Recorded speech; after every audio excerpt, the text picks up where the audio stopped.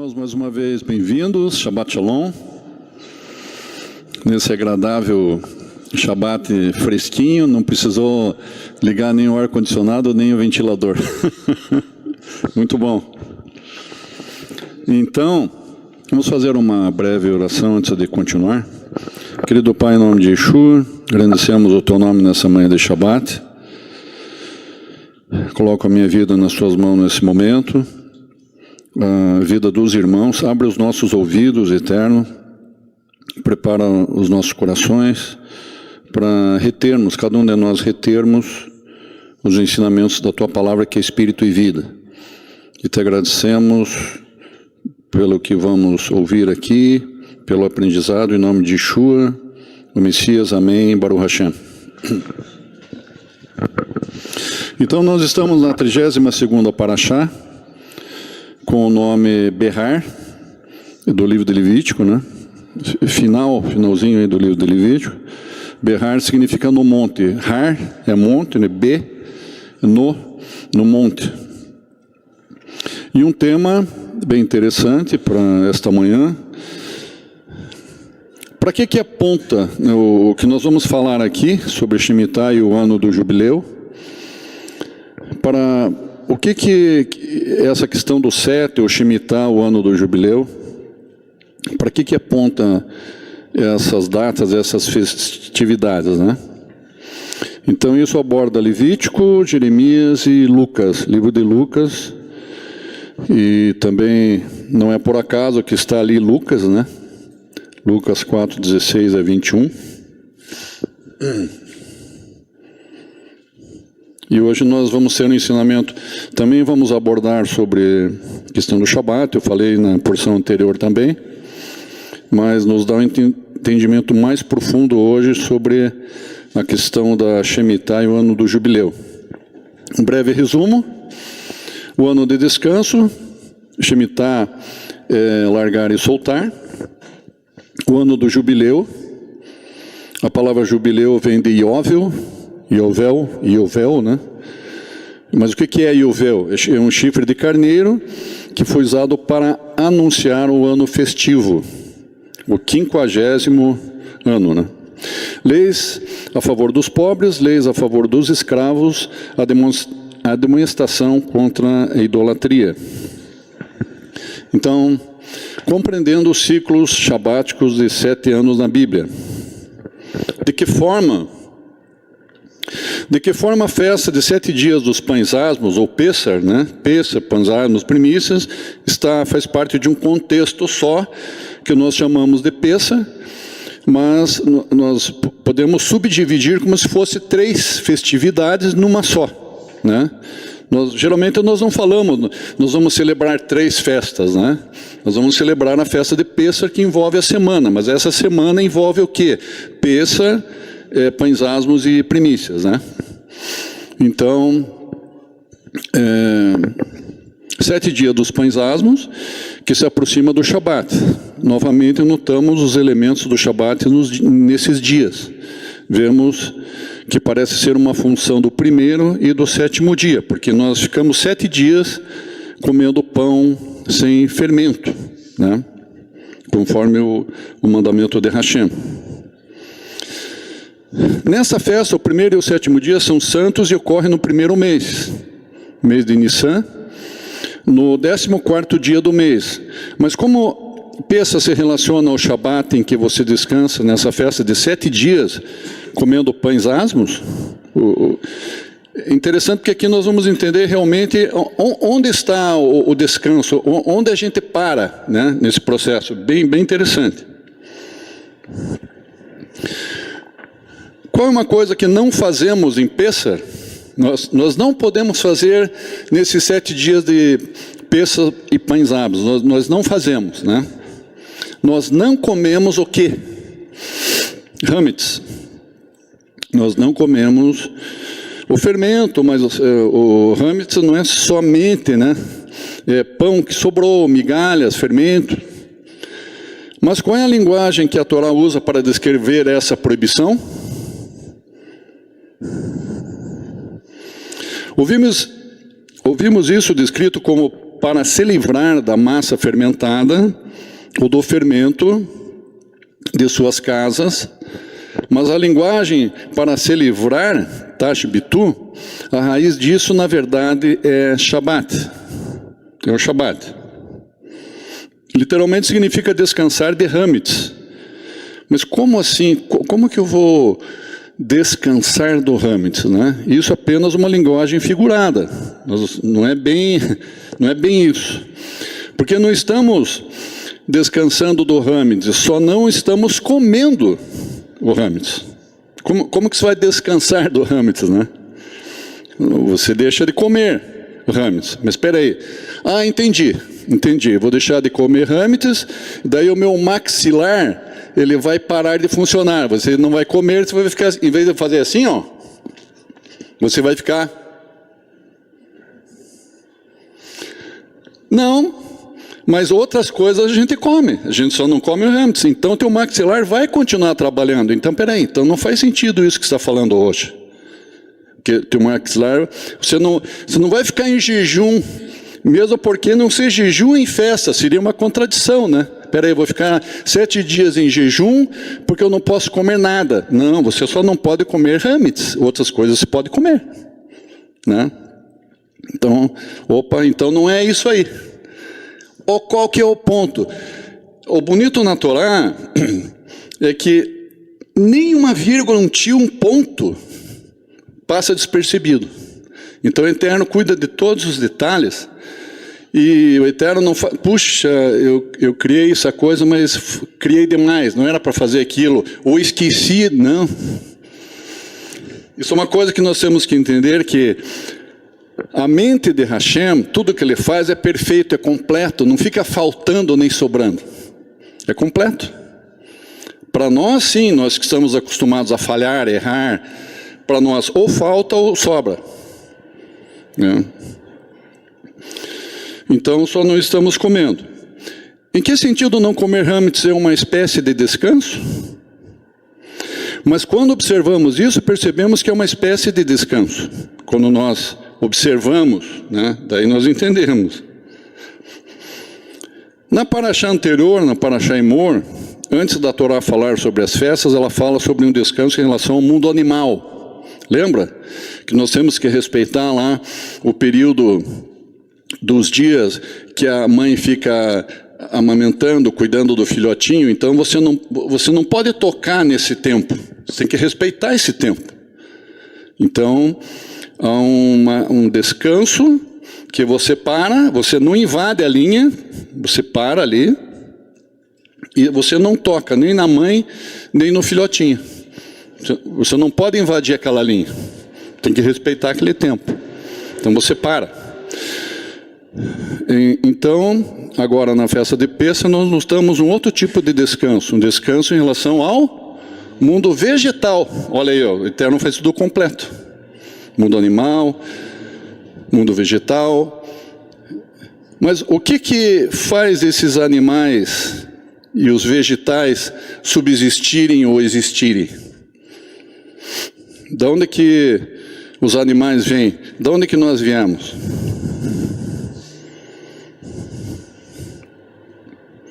Eu lancei essa pergunta agora para vocês ficarem pensando.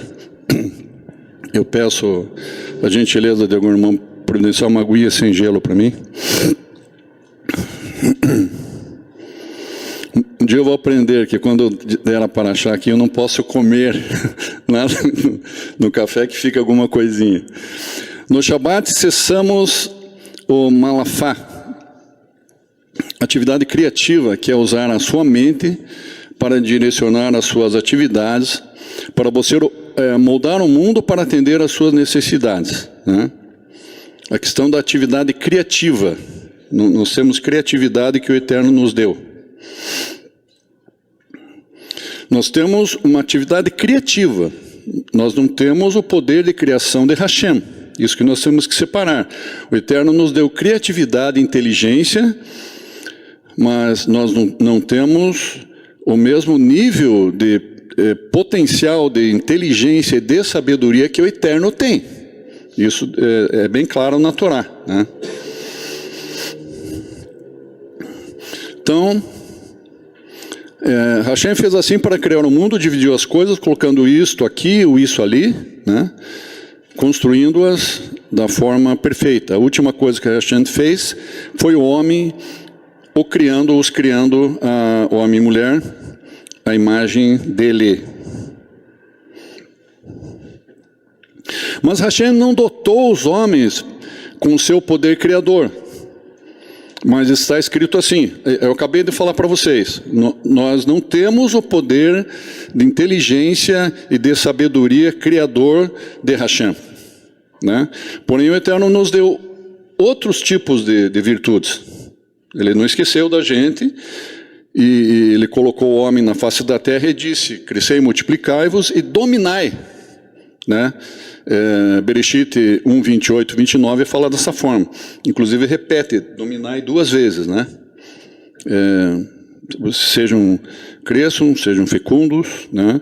Se multipliquem e dominem sobre a terra, sobre os répteis, sobre as aves, né? Sobre os animais. Dominem, Gênesis 1, 28, dominai sobre os peixes, aves dos céus e todo animal que se arrasta sobre a terra. Aqui, claro, não é o momento agora, mas se a gente se aprofundar, aqui está falando não só a questão material, mas está falando a questão espiritual também. Aves dos céus, né? Podem ser tanto nós compreendermos o reino celeste, os anjos e os demônios, né? E quando fala animais que se arrastam sobre a terra, por exemplo, a serpente é um animal que se arrasta sobre a terra. Então, está falando sobre trevas, tudo aquilo que come pó, o que se arrasta no pó. Então, está falando que ele deu inteligência para o homem para não só dominar a questão material da terra, mas ter entendimento e sensibilidade, discernimento para entender as coisas espirituais, tanto superiores dos céus, quanto das trevas, né? Nós sabemos lidar com essas coisas aí. No versículo 29, eis que vos tenho dado toda a erva que dá semente, e árvore que há fruto e dê semente. Então, olha aí, já é uma dica. Por que estou falando isso? Porque agora aqui a Parashá nos está chamando a atenção sobre, lembra a questão do mundo animal e agora o mundo vegetal. Estamos para uma outra área. Então, mas está escrito isso aqui, que o Eterno dá para o homem essa questão do mundo vegetal, né? Recursos e alimentos, e ervas, e frutos, para a gente fazer bom uso dela, ou delas. Como fazemos o pão, então? O que é feito nesse momento, quando nós fazemos o pão? O primeiro passo é plantar trigo nos campos. Ele é tão vivo e vibrante, e depois o que você faz com ele? Bem, nós colhemos o trigo, de uma forma... praticando o eufemismo, nós colhemos o trigo. A mesma coisa que você ia dizer assim, vamos pescar? Quando você fala vamos pescar, que legal, o termo pescar é alegria, é descontração, você comeu peixinho, mas é mais assim um relacionamento, né? Com outras pessoas, tal, com o filho, com o pai, com a mãe, amigos, coisas assim. Vamos pescar. Você não diz assim, eu vou sair para matar peixe. Nossa, matar peixe? Você não diz assim, vou comer um peixe morto. Claro que você vai comer o peixe morto, né? Mas quando você fala essas coisas, já fere, né? Então, o que é o eufemismo? A forma branda de você falar. Se cria a frase de uma forma branda que cai bem para os ouvidos, né? Então... colher o trigo é um eufemismo. Não é bem colher o trigo, né? O que fazemos quando colhemos o trigo? Nós matamos o trigo. Interessante essas coisas, a gente não para pensar, né? Corta-se o trigo com a foice, corta. Quando você corta, a seiva não passa mais ali. E ele morre, Mas ele não morre como animal, ele não morre instantaneamente. Quando você passa um punhal, uma faca no pescoço do animal, de imediato para uma faca. Ele permanece vivo, o trigo, enquanto houver água. Mas se tiramos a água e exposto ao sol, ele seca lentamente e se torna quebradiço e morre. Ele seca sem água e morre, literalmente ele morre. A gente não pensa nisso, né? Esse morre, né? Na hora você lembra de quem, né? Lembra do Messias, né? Que ele morreu, literalmente ele morreu. Não deram água para ele, deram vinagre. Na hora que ele tinha sede, não deram água para ele. Ele morreu. Ao morrer, pegamos e separamos as sementes que é o meio de reprodução do trigo, e amassamos até virar farinha, e depois pegamos a farinha triturada, quando o trigo está bom e morto, e misturamos com água. Muito bem. Quem aí faz pão? A Estela, eu já ouvi isso. Não precisa falar de novo, eu já ouvi isso. Outras mulheres, né? E até homens, com todo respeito. Eu não faço pão, mas tem muitos homens que fazem.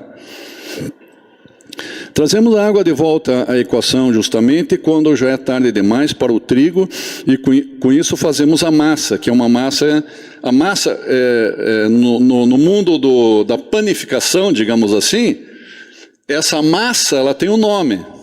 Ó, nada é por acaso na Torá. Olhem que interessante, nada é por acaso. Quando eu vi ali, eu não sabia disso, né? Quando eu vi, disse, não, mas não é possível. Até isso, né? Eu acho tremendo assim a Torá. Ó, no mundo da panificação, essa massa que é feita, que os padeiros chamam de argila. Só faltou dizer barro, né? Então, o homem foi feito do quê? Nós. Quem é o pão da vida? Né? O Mashiach. Você viu como a Torá é rica, como a Torá fala muito do Mashiach, fora da nova aliança? É fantástico. Precisamos da argila e a massa começa a crescer. Do jeito que Hashem estabeleceu as coisas, há fermento processando e deixa-se a massa crescer. Muito bem. O que acontece quando a massa cresce? O fermento é um organismo vivo que come o amido, preste atenção, ó, o fermento é um organismo vivo que come o amido do pão e exala dióxido de carbono. Esse exalar dióxido de carbono ali é como se fosse uma espécie de um sopro. Ele exala. O pão agora ganha vida, e então o que fazemos? O pão é colocado no forno e o fermento explode no pão, pum, dando um sabor maravilhoso ao pão. Tira-se o pão do forno, come-se e isso nos dá vida. Você come aquele pão gostoso, fresquinho, que saiu do forno, está meio morninho, meio quentinho, ainda que você passa a manteiga, derrete assim a manteiga, né? Ó, tô dando... Será que o almoço... Os padeiros me agradecem, né? Tira-se o pão do forno, come-se e isso nos dá vida. Muito bem. O que acontece aqui é como brincar de Hashem. É como se a gente brincasse de Deus. Olha, como assim?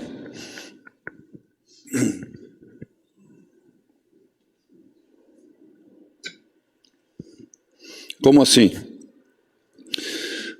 Trazemos vida ao mundo, plantamos o trigo, matamos aos poucos o trigo e depois colocamos água, fazemos argila. Nós o tornamos vivo novamente apenas para matá-lo mais uma vez. Mas então ele nos dá vida. Olha, então, o que aconteceu com o Messias acontece na química e na física da agricultura. É uma coisa... Não tem como fugir. Então, o que aconteceu ali, a morte do Messias para nos dar vida, ele morreu.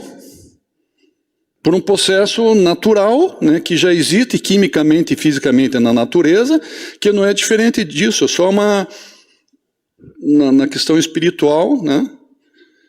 Mas é um paralelo direto. Isso que é maravilhoso. Então, quando nós celebramos essas festas, nós estamos celebrando a pessoa do Messias. Não tem como. Todas as festas está ali a pessoa do nosso querido. Não tem como separar. É maravilhoso. É isso que Hashem faz. Ele dá a vida, mas também tira a vida. Ele tem o controle de tudo. Ele concede a morte. E além do mais, aquele momento em que o fermento exala seu sopro, ele exala um sopro assim, naquela massa, e esse sopro, o que significa? O homem que nós surgimos do barro, o que está escrito ali? Onde mais houve um momento que alguém soprou o sopro da vida no barro, na argila? Gênesis 2:7. E soprou Hashem em suas narinas. As narinas de Adão. Que ele veio da argila do barro. Né? Então, a festa de Pêssar não fala só ali do Messias, do pão da vida, né? Ele fala da criação, ele volta lá para... Olha, o que estou falando. Ele está falando da nova aliança, está falando da primeira aliança. Vai lá para o princípio. Olhem aqui, ó. Quando eu estiver falando lá de Yovel, jubileu, o que acontece quando você alcança, você festeja, celebra o 50º ano, você volta por princípio. Quando chega no 50º ano, automaticamente você volta por princípio. Então, nada escapa à perfeição de Hashem, está em tudo. Isso que nós temos que entender. Quando chega no 50º, volta para o princípio. Bereshit. Olha, soprou Hashem em suas narinas. Vão guardando esses detalhes aí. O próprio Hashem nos criou. E imitamos esse processo ao criar o pão. Dominamos o mundo vegetal para várias causas. E em cada criatividade é necessário um descanso. Por isso cada Shabat e cada festa precisam de um descanso. Mas por que todo Shabat, Rocha? Porque a gente pratica a criatividade nossa durante toda a semana, os 6 dias. No 7º dia você para, e assim por diante. Tashbitu Senhor mi baterem. Faça uma pausa no processo. Pare. Comemos o pão que fizemos antes do Shabat. Entendemos que não somos os criadores do mundo, que há limites para a nossa criação e que às vezes temos que deixar. Você vai, de repente pisa no freio, para ali, para. Respira e daí deixa estar. Deixa ser aquele momento e estar. Você não faz nada, você só espera e deixa estar. Aqui está uma amostra de como esses moadinhos ou festas se aproximam de experiências semelhantes às do Shabat. Não o Shabat semanal, mas o Shabat de anos. Agora entra aí a Shemitah e o ano do jubileu, né? Shabat de anos, que celebramos nesta Parashá. Seu Shabat é o último dia da semana, seus Shabatot no ciclo de um ano, 1º, 3º e o 7º mês, são as festas de Hashem. Então o Shabat em 7 anos é o ano Shabático, ou a Shemitah da terra, né? É o 7º ano, 7 em 7 anos é a Shemitah, a parada da terra. Levítico 23, as festas de Hashem eram experiências semelhantes às do Shabat com relação aos derivados da terra. Os animais vivem na terra, as plantas crescem na terra. Nós dependemos de todas essas coisas, nós dependemos da terra, porque a terra, os rios correm na terra, né? Os rios vêm do fundo da terra, da profundidade da terra.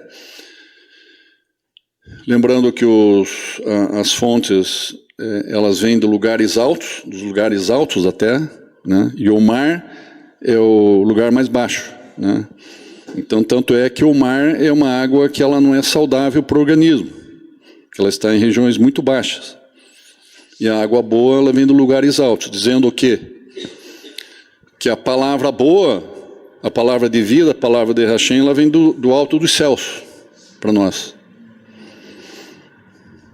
Então, a Torá, de onde que vem a Torá? Onde que ela foi revelada para o homem? No lugar alto, no topo do Sinai. No lugar alto. Ela não foi no vale de não sei o quê, no deserto de não sei, no vale, não. A Torá, ela foi revelada. Já por aí nós vemos que, como a Torá é água pura, a água mais limpa, ela vem de lugares bem altos. O próprio rio Amazonas, ela começa no topo dos Andes lá. Um lugar muito alto, né? Depois, o lugar onde começa o rio Amazonas não é uma fonte assim do tamanho da cidade de Curitiba. É uma fonte talvez da metade desse espaço aqui. Um lugar assim. De água ela vai escorrendo e forma aquele rio que parece um mar. Você não consegue nem ver a margem do outro lado.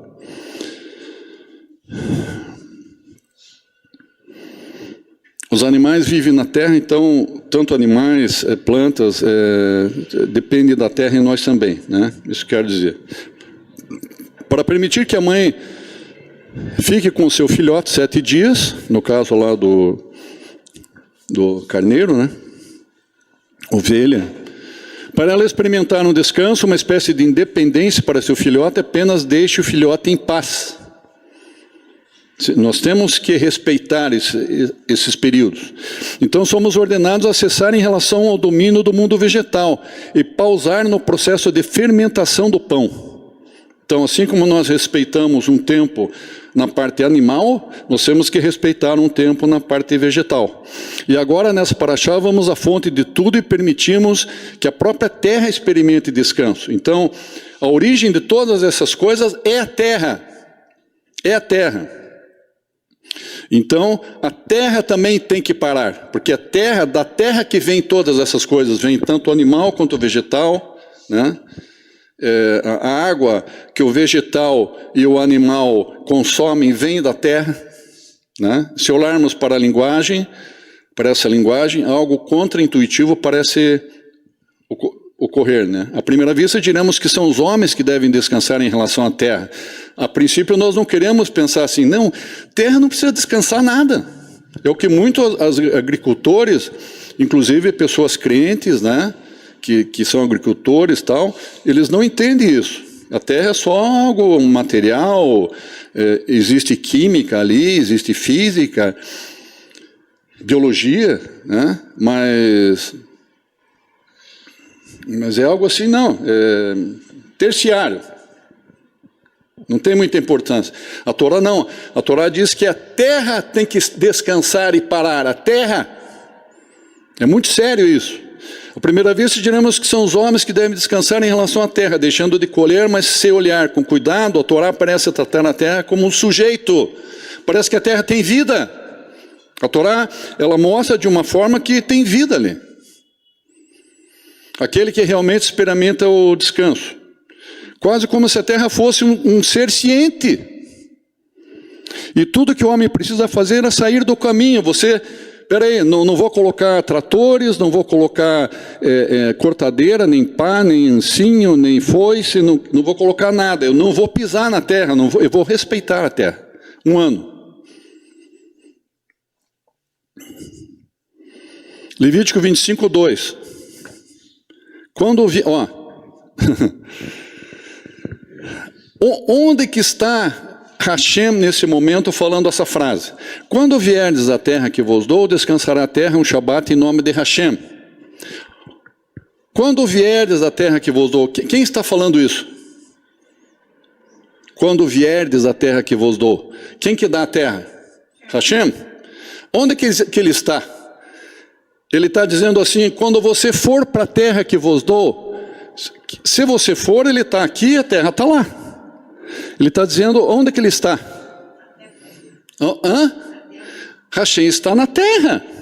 Então, ele está querendo dizer que por honrar o nome dele, e ele está dizendo, não parem e não usem a terra, e não plantem, e não façam covas e valas na terra, sulcos.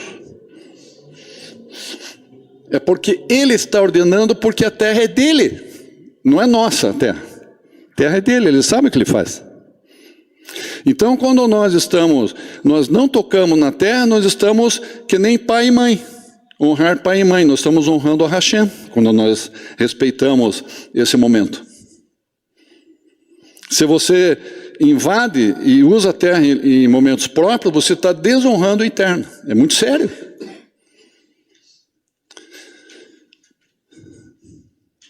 Às vezes a gente não entende no ângulo certo que a gente... né? Quem está descansando, esse é o ano de parar. Ao não trabalhar na terra, você sai do caminho. Sim, você deixa a terra livre. Você permite que a terra experimente o descanso como um ser. Seu descanso é santo, isso nos ajuda a entender algo curioso sobre o ano do jubileu, o 50º ano que vem depois de 7 sábados de 49 anos. Então tem o Shabat, depois de 6 dias, o 7º dia. Tem a Shemitah, depois de 7 anos, o 50º ano, né? Aliás, a Shemitah, depois de 7 anos, vem a Shemitah. E depois os 7 vezes semanas e anos, né? Que é o depois no 50º é o jubileu. É bem mais longo o processo, 50 anos no total, né? Conforme o texto, deixa eu só ver uma coisa aqui. Conforme o texto, os servos são libertos de seus senhores naquele ano, e a terra ancestral retorna ao seu titular original. Se você vendeu sua terra ancestral, ela retornará a você no ano do jubileu. Ó, presta atenção aqui, ó. Lembra que a palavra, nós estávamos aqui, nós voltamos lá para Bereshit, lá para o princípio? Lembra? Agora nós começamos a entender aqui, ó. Conforme o texto, os servos são libertos de seus senhores naquele ano, e a terra ancestral retorna ao seu titular original. Então, no período desses 50 anos, cumpre os 50 anos, você tem direito novamente a usar essa terra como ela inteira, como um titular original da terra. Se você vendeu a sua terra ancestral, ela retornará a você no ano do jubileu. Então, é uma justiça que o Eterno criou para favorecer muitos, né, e você também não ser prejudicado. Haver uma justiça nesse período de 50 anos aí de uso da terra. E por que você recebe menos quando chega próximo ao ano do jubileu, e você vai receber mais quando você começa no ano 0 lá, ano 0, 1, 2, 3, assim. Porque ela tem 50 anos para produzir frutos para você. Mas quando chega no final, ela vai valer pouquinho, porque ela tem pouquinho tempo para produzir frutos. Né? Assim que é a justiça de Hashem. Mas existe um retorno lá inicial, para o início. Porque essas duas leis deveriam ser um produto do Shabat nos Shabbatot da terra, que os servos ficam livres de seus senhores e a terra volta ao seu dono ancestral. O que isso tem a ver com o Shabat para a terra? Ó, que os servos ficam livres de seus senhores e a terra volta ao seu dono ancestral, lá no primeiro ano lá. O que isso tem a ver com o Shabat para a terra? O texto diz assim, em Levítico 25, 10. Nesse ano do jubileu, santifique o 50º ano. Traduzimos essas palavras como liberdade para todo o país, mas literalmente não é só os homens que proclamam a liberdade na terra, mas a terra que se liberta também. Então, você respeita, né, nesse 50º ano, você respeita, se permite que a terra pare, ela não vai Você não vai trabalhar na terra, embora ela vai ainda dar frutos, né? Mas você não vai trabalhar na terra, você deixa ela descansando, né?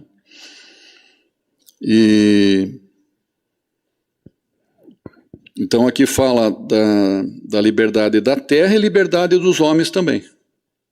As duas situações. Então, nesse período do 50º ano, para se proclamar a liberdade na terra.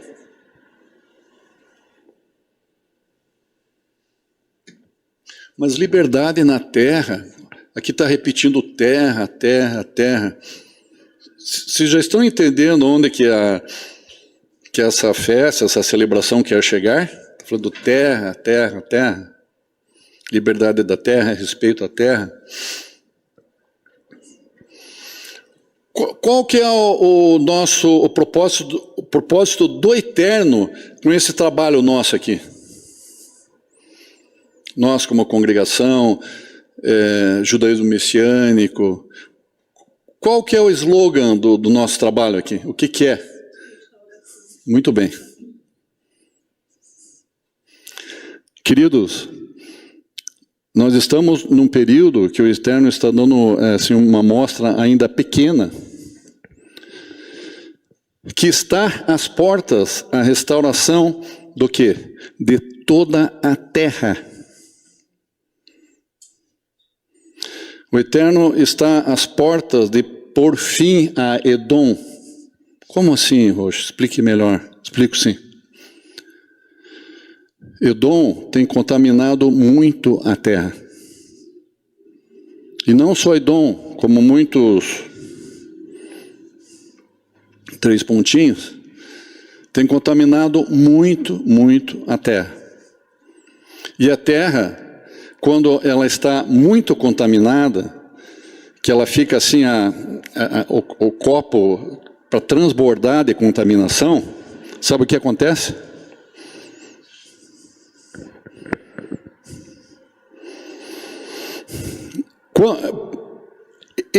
O copo está para transbordar, irmãos. Um copo muito grande, né? Não é um copinho.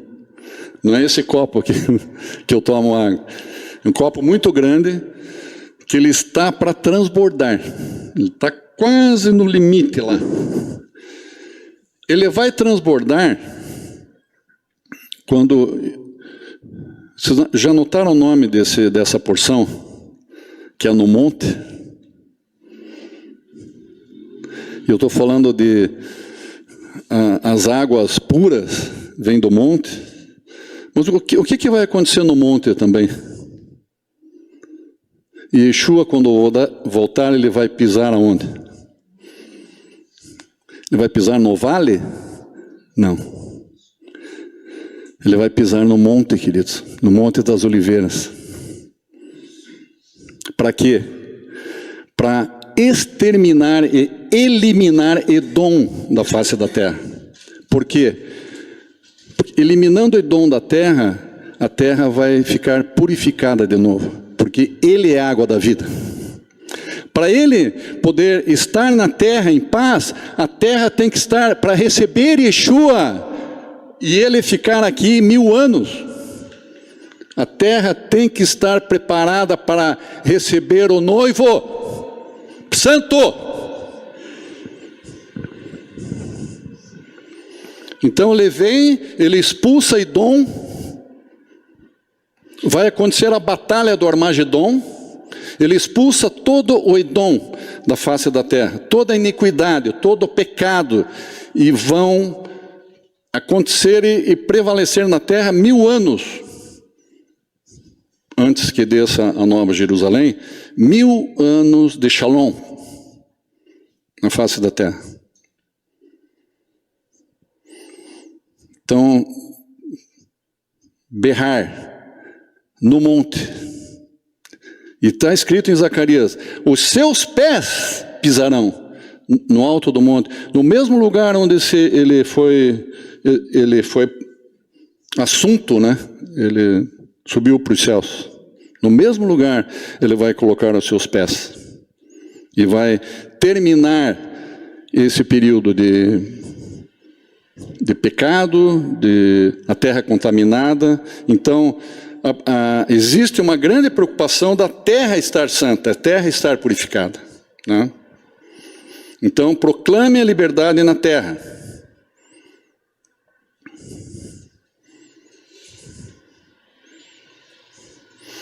E cada homem retorna à sua propriedade ancestral, lá, volta para Bereshit. E soprou o Eterno nas narinas de Adão. E cada homem retorna à sua propriedade ancestral, no ano do jubileu. Se ouvirmos essas palavras, não é que a propriedade ancestral retorne a você, é você que retorna a ela. A terra chama de volta seus filhos. É como se o Éden, viu? Volta para o Éden. É como se o Éden nos chamasse de volta para lá. É como se Hashem do Éden, quando o Eterno está dizendo, ele diz aqui, venham para a terra que eu vos dou, venham. Essa frase de Hashem, ele está nos chamando lá do Éden. É isso que nós temos que entender. É como se o Gan Eden nos chamasse para voltar para lá, porque o Gan Eden está com saudades de nós. Está com saudades de Adão e Havá que estavam com eles lá. Que eles estavam na terra, no Gan Eden, né? Levítico 25:2. Quando vieres à terra que vos dou, olha aí. Quando vieres ao Gan Eden. A liberdade da terra afeta os seus habitantes, afeta também os empregados. A liberdade que a terra experimenta é tão profunda que não pode mais existir servidão. A terra acena aos seus filhos para que sejam livres. A terra atualmente está gemendo, tremendo e dizendo, eu não aguento mais. É isso que a terra está fazendo.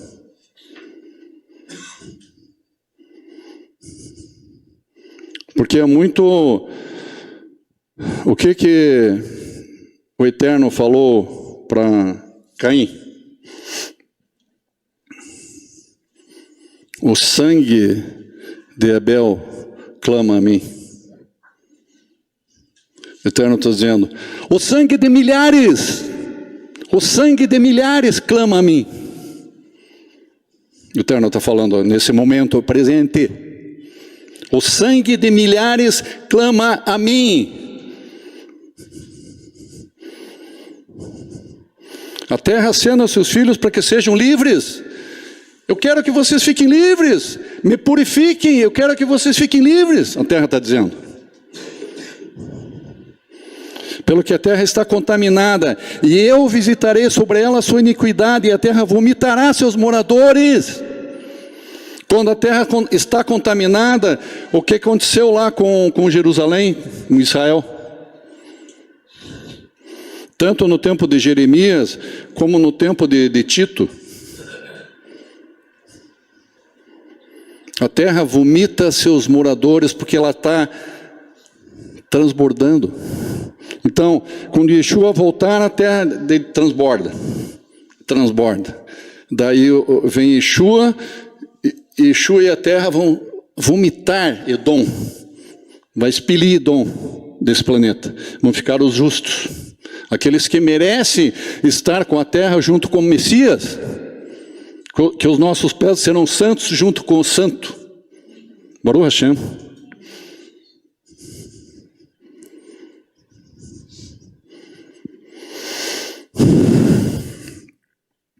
A cerimônia do ano jubileu prefigura a segunda vinda do Messias, irmãos.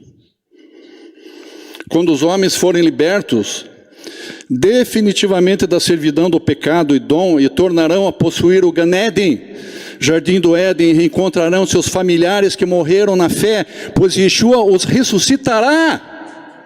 Baruch Hashem. Isso é maravilhoso. Isso é maravilhoso, irmãos.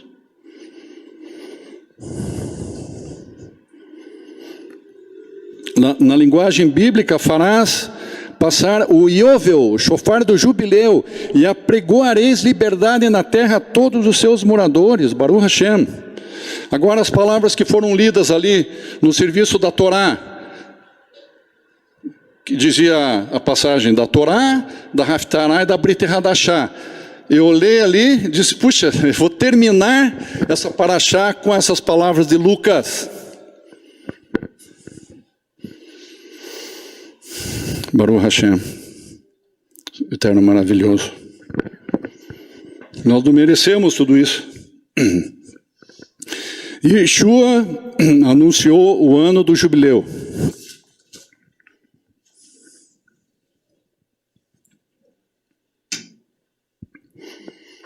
Tem uma paraxá que eu comecei falando de Yeshua, né? Ele dizendo que Moisés, né, falava sobre ele, que a Torá falava sobre ele. E hoje foi lido lá Lucas no começo, antes da paraxá, e eu encerro essa paraxá com essas palavras de Lucas. E chegando a Nazaré, na sinagoga, levantou-se para ler, o rolo, né? E abrindo o rolo, ele disse, Yeshua, o Espírito de Hashem está sobre mim, pois me ungiu para evangelizar os pobres, enviou-me para pregoar liberdade aos cativos e pôr em liberdade os oprimidos, e anunciar o ano aceitável de Hashem. E cerrando o rolo, disse-lhes, hoje se cumpriu esta escritura, Baruch Hashem. Baruch Rabá, Beshem Adonai, Baruch Hashem.